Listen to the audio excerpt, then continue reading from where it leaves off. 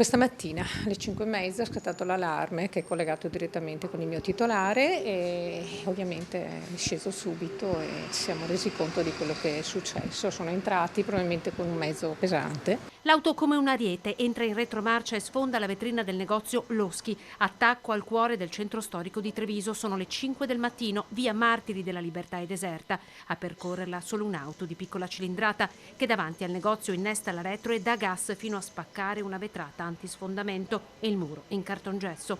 È un attimo, scatta l'allarme, partono i fumogeni, ma i ladri hanno il tempo di prendere diversi accessori esposti all'ingresso e razziare 2 vetrine per poi darsi alla fuga.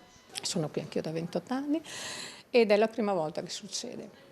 Abbiamo avuto piccoli furti all'interno del negozio, come penso succeda. Sotto shock le dipendenti, un colpo pianificato a tavolino messo a segno in pochi secondi. I ladri hanno portato via i pezzi più costosi. Credo che il danno sia piuttosto importante, ancora non è quantificabile. Dipendenti al lavoro già questa mattina per sistemare il negozio che ha aperto regolarmente al pomeriggio, mentre del furto si stanno già occupando i carabinieri della compagnia di Treviso.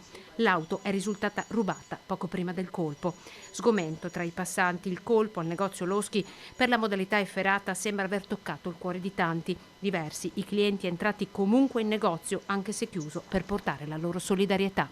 Sento che ho paura, a parte l'agitazione del momento che comunque ci fa stare male, c'è questo timore ora che possa succedere. Qui a Treviso ancora sembrava un posto tranquillo, in realtà sta succedendo anche qui.